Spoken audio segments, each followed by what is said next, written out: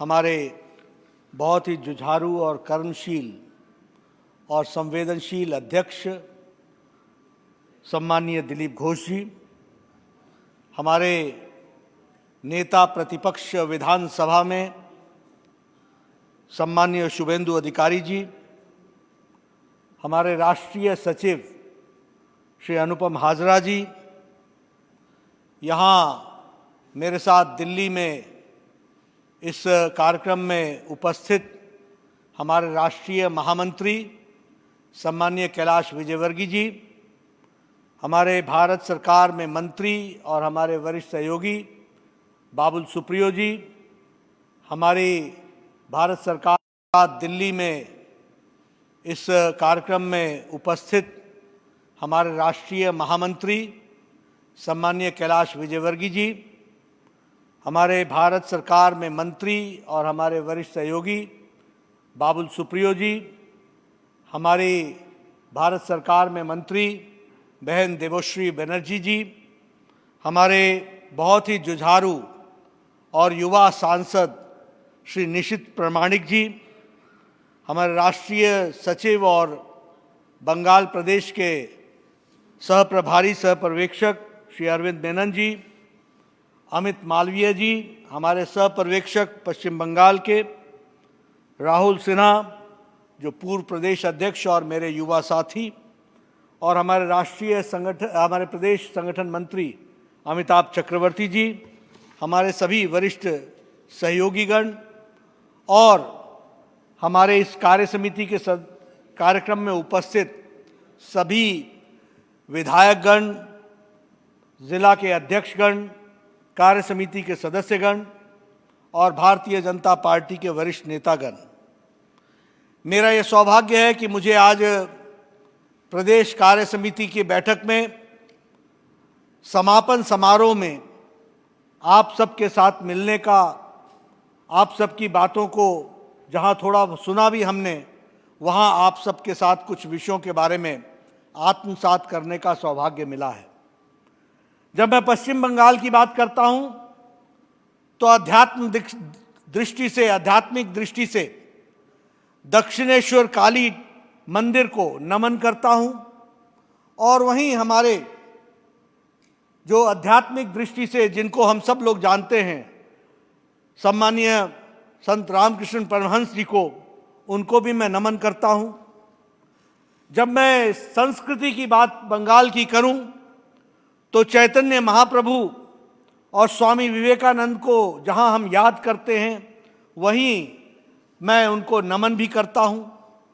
जहां हम साहित्य की बात करें तो गुरुदेव रविंद्रनाथ टैगोर और बंकिम चंद्र चटर्जी जी को भी हम सब लोग याद करते हैं।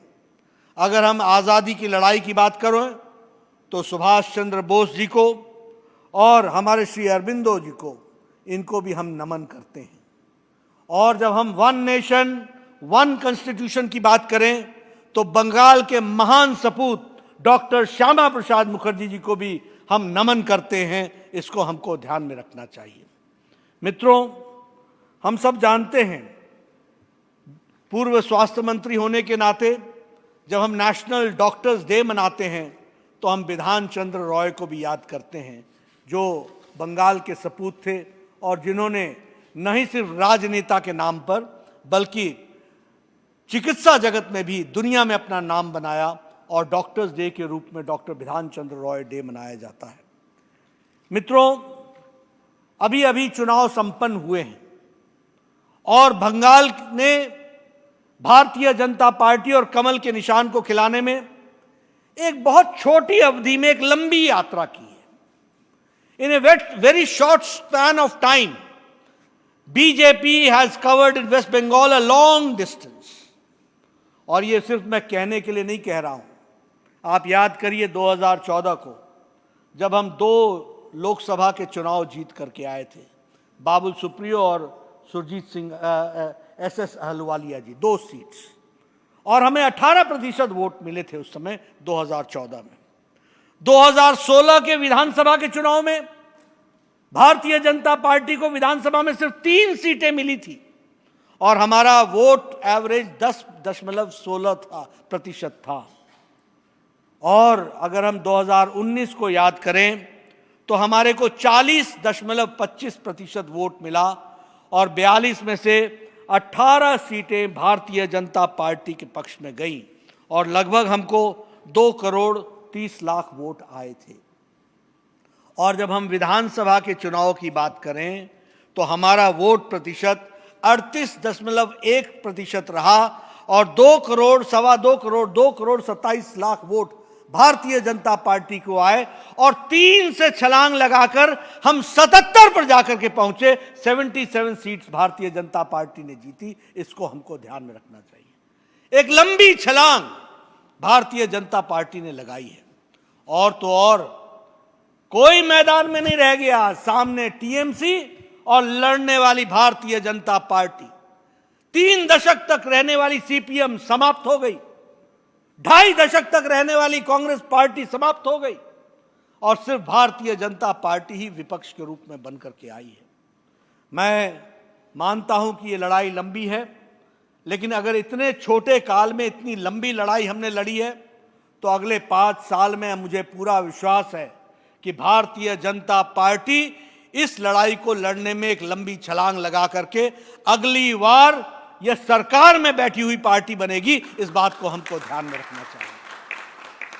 और फिर मैं कह रहा हूं, कहने के लिए नहीं कह रहा हूं, यह अतिशयोक्ति नहीं है, इसको हम पूरा करेंगे। मित्रों, हम सब जानते हैं कि टीएमसी ने ना अपनी विजय मनाई और विजय मनाने से पहले ही विध्वंस की राजनीति शुरू कर दी। जिस तरीके से उन्होंने पॉलिटिकल वायलेंस किया वो हम सबको मालूम है। चुनाव केरला में भी हुए थे, चुनाव पुडुचेरी में भी हुए, चुनाव तमिलनाडु में भी हुए, चुनाव आपके प्रदेश के पड़ोस में असम में भी हुए। कहीं भी चुनाव के बाद वायलेंस नहीं हुआ। क्यों? क्योंकि वहां टीएमसी नहीं थी। लेकिन जहां टीएमसी थी वहां चुनाव में वायलेंस हुआ और आप सबको मालूम है। मैं आपके सामने कुछ आंकड़े रखना चाहता हूं। हमारे यहां लगभग 1298 पार्टी के कार्यकर्ताओं पर, जिस पर एफआईआर लॉन्च हुई है, ऐसे हमारे यहां अटैक हुआ है। लगभग 1399 प्रॉपर्टीज को डिस्ट्रॉय किया गया है, उनकी संपत्तियां उजाड़ी गई हैं। 676 इंसिडेंट लूटिंग की हुई है, लूट मचाई है और लगभग 108 परिवारों को थ्रेट की धमकी दी गई है। यह हम सब लोग जानते हैं। कमीशन ने कंप्लेंट जो दर्ज की है उनमें 2067 केसेस उसमें दर्ज हुए हैं कमीशन के अंदर। ह्यूमन राइट्स कमीशन में 254 केस दर्ज हुए, एससी कमीशन में 1769 केस दर्ज हुए, एसटी कमीशन में 25 केसेस दर्ज हुए हैं, वुमेन कमीशन में 19 केसेस दर्ज हुए हैं और 5650 case FIR general police complaint में उसको दर्ज हुआ है। यह हम सब लोगों के ध्यान में है। आराम बाग का कार्यालय और विष्णुपुर के कार्यालय को जला दिया गया। यह सब वायलेंस तब हुआ जब पश्चिम बंगाल में एक महिला मुख्यमंत्री रही है और सबसे ज्यादा अत्याचार महिलाओं पर हुआ है। इस बात को हमको समझना चाहिए और इसको उजागर करना चाहिए कि एक महिला मुख्यमंत्री होने के नाते अगर पश्चिम बंगाल में महिलाएं सुरक्षित नहीं हैं, if the women are not safe, which type of Raj we are going to give to the Pashchim Bengal, to West Bengal by TMC government, that we have to understand. आज ही हमारे पोस्ट वायलेंस प्रोब पर जो fact finding committee ministry of home affairs के तरफ से गई थी, जिसके कमेटी के सदस्य जस्टिस प्रमोद कोहली जो सिक्किम के हाई कोर्ट के चीफ जस्टिस रहे हैं, आनंद बोस जो केरला के फॉर्मर चीफ सेक्रेटरी रहे हैं, मदन गोपाल जो farmer additional secretary of Karnataka रहे हैं, निसार चंद अहमद जो फॉर्मर प्रेसिडेंट ऑफ आईसीएसआई रहे हैं और निर्मल कौर फॉर्मर डीजीपी झारखंड। इनकी समिति high powered committee for post violence probe, इसकी फैक्ट फाइंडिंग कमेटी के लिए जो रिपोर्ट आई है वह आज ही उसको गृह राज्य मंत्री के सामने रखा गया है। जो जानकारियां मुझे मीडिया से मिल रही हैं वो जानकारियां ये बताती हैं कि इस फैक्ट फाइंडिंग कमेटी ने ये पाया है कि violence under the well planned conspiracy in Bengal. यानी वायलेंस जो हुआ है वो वेल प्लान्ड कॉन्स्पिरेसी के तहत हुआ है। Criminals were involved in the violence along with political activist. यानी क्रिमिनल्स, षड्यंत्रकारी जो क्रिमिनल्स थे वह राजनीतिक दल के साथ मिलकर के इस काम को उन्होंने किया है। जिन लोगों ने, जो लोग उनके विरोधी थे उनको मारा गया, वुमेन का रेप हुआ है, हाउसेस डिमोलिश किए गए हैं, विक्टिम्स को प्रिवेंट किया गया है from going to the police station, और फाइन्स वर इम्पोज्ड, उनके ऊपर जुर्माना लगाया गया कि तुम भारतीय जनता पार्टी के साथ क्यों गए हो, इसके लिए जुर्माना लगाया गया। यह हमने बंगाल में देखा है। इसके साथ साथ police remand as mute spectator. Bengal की पुलिस मूक दर्शक रही है। इससे ज्यादा शर्मनाक बात नहीं हो सकती है जो हमको देखने को मिला है। आधार कार्ड और राशन कार्ड जिन लोगों ने विरोध में काम किया उनसे छीने गए हैं। बंगाल वायलेंस में फेलियर ऑफ एडमिनिस्ट्रेशन है, प्रशासन का फेलियर है, यह हाई पावर्ड कमिटी कहती है। और SC, ST, women and weaker societies were targeted. हमारे दलित भाई, हमारे ट्राइबल भाई, हमारे कमजोर सेक्शन के सोसाइटी, हमारे कमजोर वर्ग के लोग, और साथ में हमारे जो महिलाएं थी उनको इसमें टारगेट किया गया है। यह बात भी हमको समझनी चाहिए। यह रिपोर्ट मेरी नहीं है, यह रिपोर्ट मेरी कोई मन भगड़ंत की बातें नहीं है। यह रिपोर्ट हाई पावर्ड कमिटी जो प्रोब करने गई थी उसने आज ही गृह राज्य मंत्री को यह सौंपी है, मिनिस्ट्री ऑफ होम अफेयर्स को। यह हमको ध्यान में रखना चाहिए। मित्रों, हम लोगों को अकेले लड़ने की आदत है। मैं इस समय यह नहीं पूछने वाला हूं कि कहां चले गए सारे देश के विरोधी दल। अगर कोई घटना बीजेपी शासित राज्य में हो जाती है तो तूफान खड़ा कर देते हैं, सारे एक दल एक आवाज से लग जाते हैं। कहां है वो so called human right activist? मुझे उनसे कोई आशा नहीं है, लेकिन ये pseudo human activist, human rights activist, इनको भी बेनकाब करना हमारी जिम्मेवारी और हम करके रहेंगे, ये हम बताना चाहते हैं। कहां चले गए वो दलित के खिलाफ लड़ने वाले लोग? वो कहां चली गई वो राजनीतिक दल जो विमेन और दलित के बारे में लड़ाई लड़ने के लिए अग्रसर रहते हैं?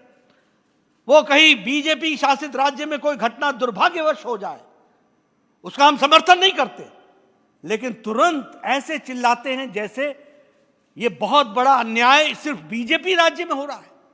लेकिन बंगाल में टारगेट किया जाता है महिलाओं को, मुख्यमंत्री महिला है, टारगेट किया जाता है दलित्स को, टारगेट किया जाता है ट्राइबल्स को, टारगेट किया जाता है हमारे weaker sections of the society को, कमजोर वर्ग के लोगों को।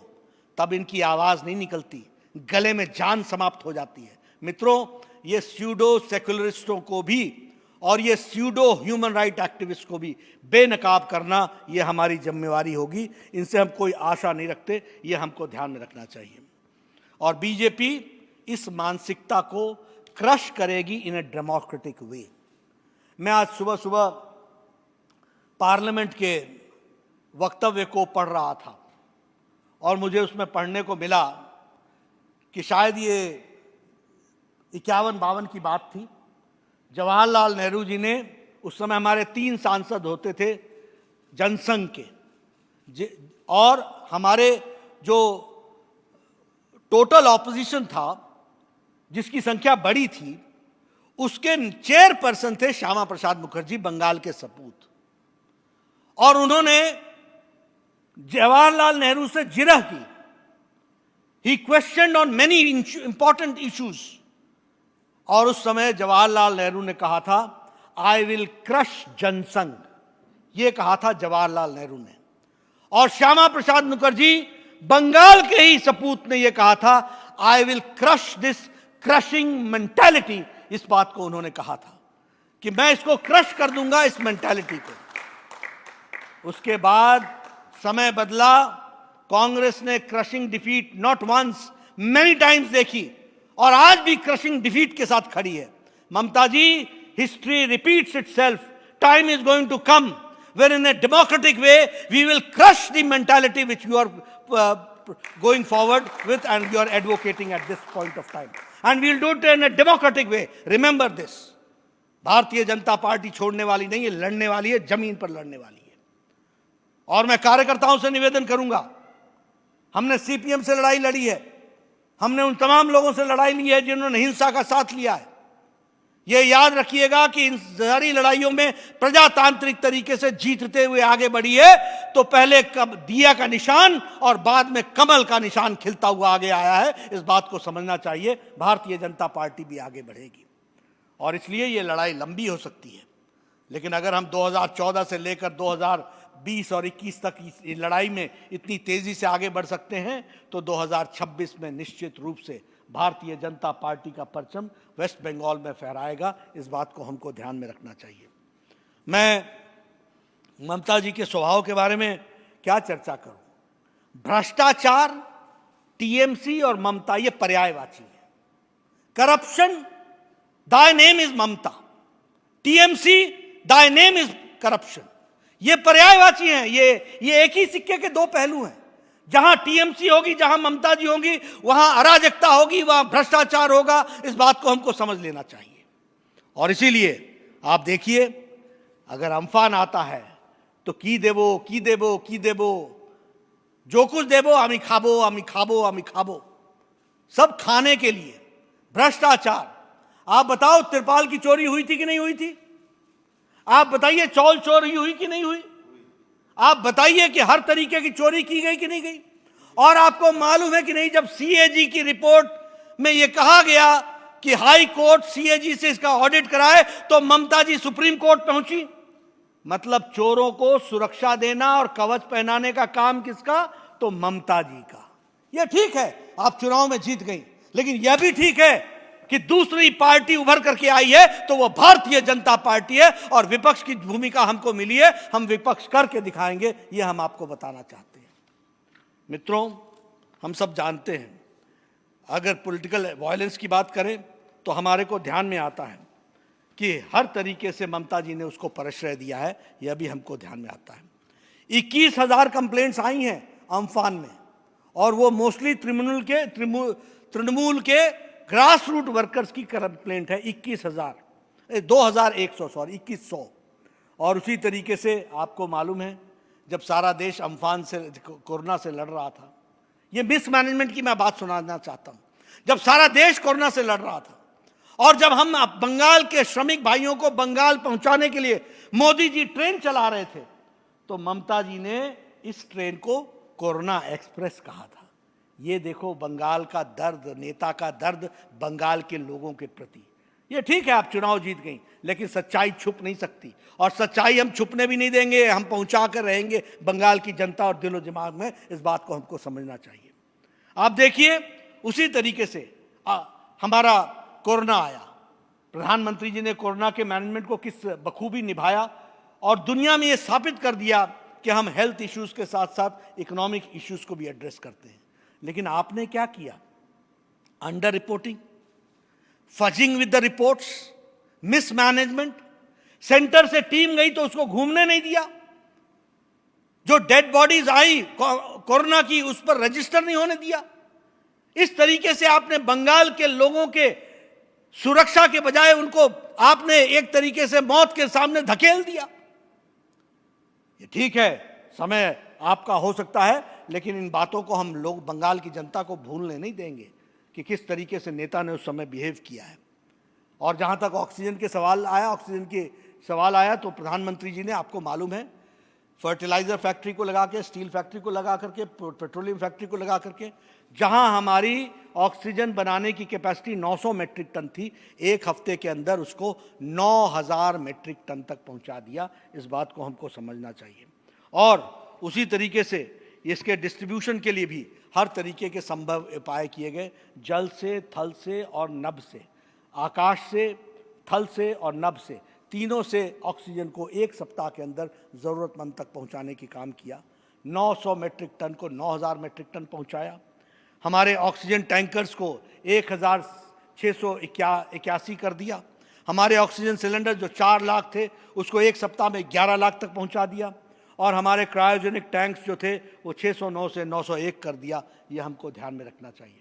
मित्रों, मैं सभी विधायकों से निवेदन करूंगा और मैं सभी सांसदों से निवेदन करूंगा, प्रधानमंत्री जी ने हमारे पीएसए प्लांट्स, ऑक्सीजन के प्लांट्स, हर जिले को एक एक ऑक्सीजन प्लांट जिला अस्पताल में दिया है। ये जुलाई महीने में लगने वाला है। ये प्रधानमंत्री के केयर फंड से आया है, पीएम केयर फंड से। ये ठीक है, मुझे मालूम है कि वहां ममता जी अपनी तस्वीर चिपकाएंगी, जितना चिपकाना है चिपका लो, लेकिन मैं ये कहूंगा कि हमारे सांसद और विधायक जा करके देखें कि यह इसमें कोई घोटाला नहीं होना चाहिए, ममता का घोटाला नहीं होना चाहिए। पीएसए प्लांट लगे, इसकी हमको चिंता करनी चाहिए। ये प्रधानमंत्री मोदी जी के द्वारा दिया गया हमारा है, उसको हमको ध्यान में रखना चाहिए। वैक्सीनेशन, ममता जी ने वैक्सीनेशन पर क्या क्या स्टेटमेंट दिए। पहले वैक्सीनेशन पर यह कहा कि ये कितना सफल होगा मालूम नहीं, फिर उसके बाद कहा कि हम खुद खरीदेंगे, फिर कहा हमको मुफ्त दो। अरे ममता जी, आप घबराती क्यों हैं? ये प्रधानमंत्री मोदी जी के नेतृत्व में चलने वाला प्रधान सेवक के द्वारा ये देश चल रहा है। सबको मुफ्त वैक्सीन देने का निर्णय प्रधानमंत्री जी ने किया है और 21 जून से ये कार्यक्रम शुरू हो गया है। इस बात को हमको समझना चाहिए। लेकिन मुझे यह भी बताना है कि पहले 2 कंपनियां बनाती थी, अब 13 कंपनियां वैक्सीन बना रही हैं, और यही साल के अंत तक आते आते 19 कंपनियां बनाएंगी। और इस वैक्सीन में लगभग हमारे यहाँ कोविशील्ड जो है वो 50 करोड़ बनेगी दिसंबर तक, कोवैक्सीन जो है वो 40 करोड़ बनेगी, कॉर्बेवैक्स है वो 30 करोड़ बनेगी, जायडस की कैडिला है 5 करोड़ बनेगी, और स्पुतनिक 10 करोड़ बनेगी। इसलिए टोटल 135 करोड़ दिसंबर महीने तक वैक्सीन हो जाएगी। और यह भी हमको ध्यान में रखना चाहिए कि हमारा वैक्सीन का कार्यक्रम वर्ल्ड का लार्जेस्ट और फास्टेस्ट वैक्सीनेशन प्रोग्राम है।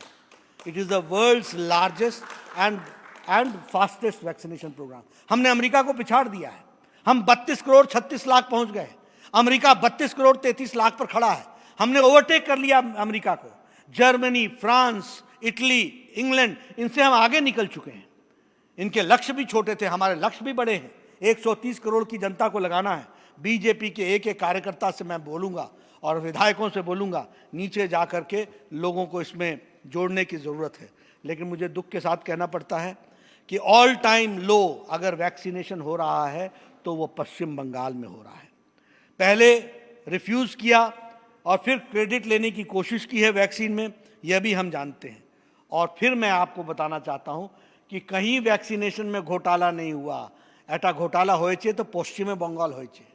घोटाला अगर वैक्सीन में भी हुआ है तो पश्चिम बंगाल में हुआ। और कैसे हुआ कि ये इनकी मिमी चक्रवर्ती को ही फॉल्स वैक्सीनेशन लगा दिया, फेक वैक्सीनेशन लगा दिया। अरे भैया, रोपो पेड़ बबूल का तो आम कहां से होए? भ्रष्टाचारियों का साथ दोगे तो सांसदों को भी जाली इंजेक्शन ही लगेगा और वैक्सीनेशन जाली होगा, यह हम कहना चाहते हैं। लेकिन आपने कहीं सुना फेक वैक्सीनेशन? ये सब संभव है तो पश्चिम बंगाल में संभव है, ये सब संभव है तो ममता जी के राज में संभव है, वह भी हमको समझना चाहिए। और इन्होंने बलराम भार्गव के बारे में कहा था कि दिसंबर तक वैक्सीन तैयार कर दोगे।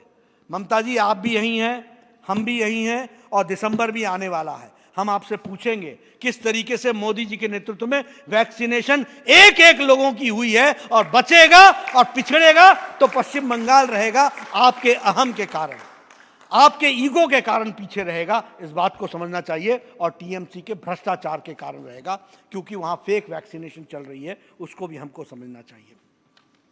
मित्रों, मैंने पहले भी कहा था कि कोरोना से लड़ने के लिए प्रधानमंत्री जी ने हेल्थ इश्यूज़ के साथ साथ इकोनॉमिक इश्यूज़ को भी एड्रेस किया है, और दुनिया ने इसको सराहा है।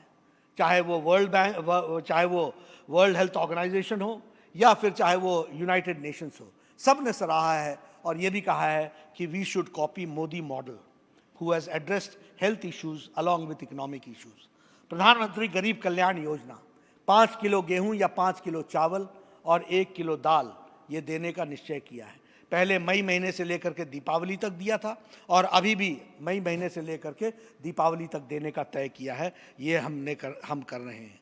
मैं आपको बताना चाहता हूं कि बंगाल के लिए दूसरी किश्त में 1,80,551 मीट्रिक टन गेहूं जा रहा है। 1,80,551 और 1,20,368 मीट्रिक टन चावल बंगाल को दिया जा रहा है। पर हमारे को शौंका है कि यह गरीब जनता को मिलेगा कि नहीं मिलेगा। इसलिए मैं अपने कार्यकर्ताओं से निवेदन करूंगा कि यह मोदी जी के द्वारा भेजा हुआ अनाज ये गरीब तक पहुंचे। प्रधानमंत्री गरीब कल्याण योजना, इसको हर घर के गरीब तक पहुंचे, इसकी हमको चिंता करनी पड़ेगी। और हमारे सांसद, हमारे विधायक, हमारे चुने हुए प्रतिनिधि और हमारे जिलाध्यक्ष इसकी चिंता करेंगे। ये मैं आपसे जरूर निवेदन करना चाहूँगा। आत्मनिर्भर भारत में लगभग 20 लाख करोड़ रुपए प्रधानमंत्री जी ने तय किया। 12 मई 2020 को यह घोषणा की गई थी। 3 लाख करोड़ रुपए MSME sector, medium and small जो हमारे एंटरप्रेन्योर्स हैं उनके लिए ये कार्यक्रम लिया था। 1,10,000 करोड़ रुपए बांट दिया गया है। मैं बीजेपी के सांसदों से और विधायकों से निवेदन करूंगा कि आप MSME के ऑर्गेनाइजेशंस के लोगों के साथ इंगेज होइए। आप देखेंगे कि किस तरीके से उनको सपोर्ट मोदी जी का मिला है। और आपसे मैं निवेदन करूंगा कि उनकी इस लास्ट माइल डिलीवरी में अगर कोई समस्या रह गई है तो उसको पता करके हमको बताने का आप ज़रूर जिम्मा लें। और मैं अरविंद मेनन और अमित मालवीय जी से निवेदन करूंगा, दिलीप घोष जी से निवेदन करूंगा कि इस काम को अपने हाथ में भारतीय जनता पार्टी का कार्यकर्ता ले और हर MSME सेक्टर के ऑर्गेनाइजेशन, एसोसिएशन, ग्रुप्स के साथ बीजेपी का MP और MLA इंगेज करे। इसको हमको ध्यान में रखना चाहिए। उसी तरीके से अभी फार्मर्स प्रोड्यूसर्स ऑर्गेनाइजेशन बन रहे हैं।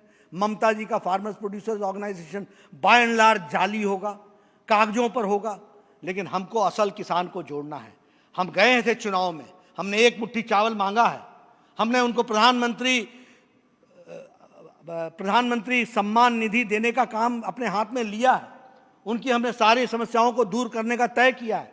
और यह इस काम में भी फार्मर्स प्रोड्यूसर्स ऑर्गेनाइजेशन के माध्यम से 1 लाख करोड़ रुपए खर्च होने वाला है। मैं यहाँ भी चाहूँगा कि दिलीप घोष, अरविंद मेनन और अमित मालवीय जी इस बात की चिंता करें कि इसमें भी हम अपने कार्यकर्ताओं को, नेताओं को, MPs को, MLAs को इंगेज करके इसको हम देने का काम करें। और यह भी सुनिश्चित करें कि इस एग्रीकल्चर सेक्टर में जो किसानों की ज़रूरत है उसको मोदी जी जो पूरा करना चाहते हैं वो धरती पर लगे। लगभग 2 लाख किसानों को 2.5 करोड़ 2.5 करोड़ वो किसान क्रेडिट कार्ड दिया जाना है और किसान क्रेडिट कार्ड के तहत दिया जा रहा है। उसमें भी हम अपना एक योगदान करें तो अच्छा रहेगा। ये मैं आपसे निवेदन करना चाहता हूँ।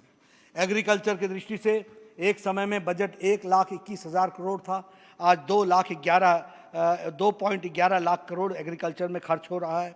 उसी तरीके से लगभग 20 लाख फार्मर्स हैं जिनको इसमें कुल मिलाकर के अगर देखें तो प्रधानमंत्री किसान सम्मान निधि में लगभग 10 करोड़ फार्मर्स को 1,36,000 करोड़ रुपए दिया गया है और 14 मई को 9.5 करोड़ लोगों को 19,000 करोड़ रुपए डिस्ट्रीब्यूट हुआ।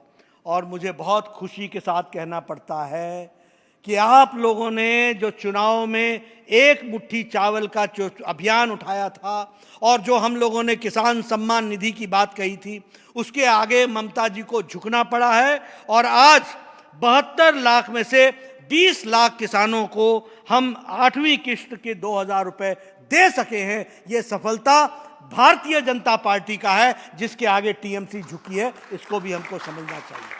वो नहीं चाहती थी कि इनको मिले, लेकिन हमने लड़ाई लड़ करके इसको करने का प्रयास किया है। उसी तरीके से 3,000 रुपये मिनिमम प्रीमियम पर उनको पेंशन लगने वाली है।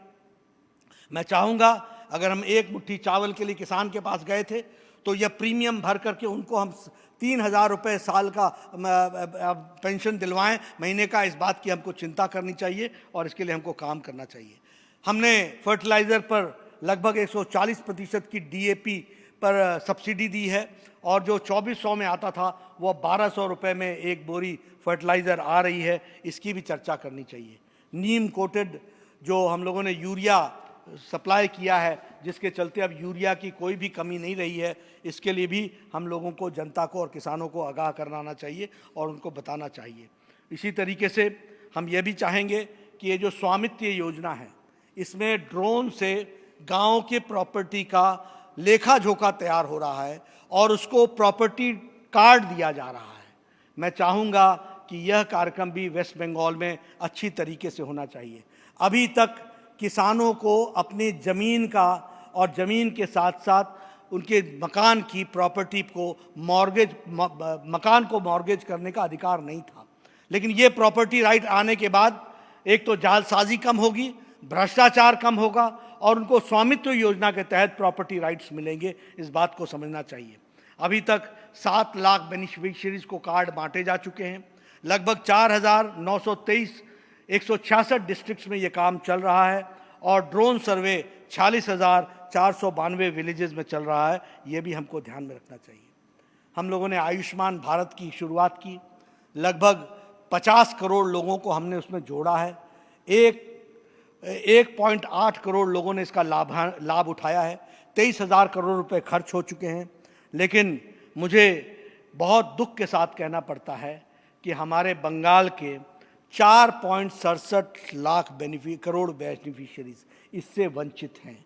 4 करोड़ 67 लाख लोग वंचित हैं। मैं चाहूँगा कि हम भारतीय जनता पार्टी की तरफ से उनको संदेश दें कि इस योजना से उनको वंचित रखने वाले और कोई नहीं, टीएमसी की योजना है। ये हम आपसे शेयर करना चाहते हैं।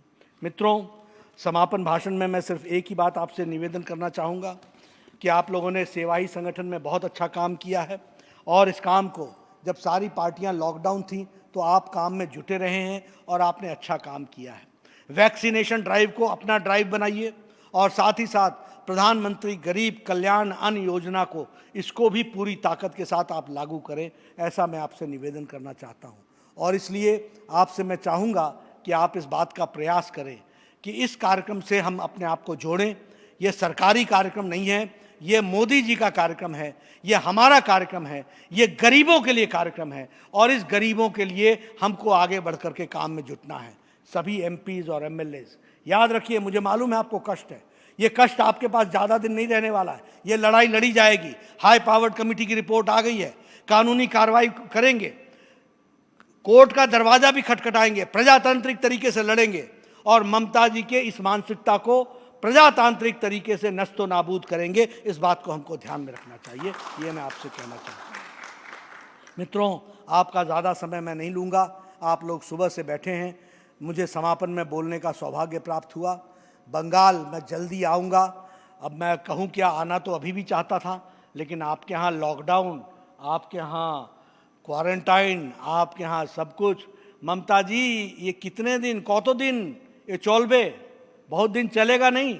मैं आऊँगा और निश्चित रूप से बंगाल की धरती पर बंगाल की जनता पूरी तरीके से आगे बढ़ेगी और बंगाल पार्टी का यूनिट और हमारे विपक्ष के नेता शुभेंदु अधिकारी के नेतृत्व में विधानसभा के अंदर इन सारी आवाज़ों को बुलंदी के साथ हम उठाएंगे, एक एक करके उठाएंगे और पूरी ताकत लगाएंगे। ये हम आपको विश्वास दिलाते हैं। अगला भविष्य हमारा है, कोई रोक नहीं सकता। इसको हम आगे बढ़ाएंगे। कोई नहीं सोचता था कि हम 3 से 77 पहुंचेंगे और याद रखना, 300 से हम 200 पार कर, 77 से हम 200 पार करेंगे। हम बढ़ेंगे आगे, इस विश्वास के साथ चले हैं। आपका बहुत बहुत धन्यवाद। जय भारत, जय बंगाल।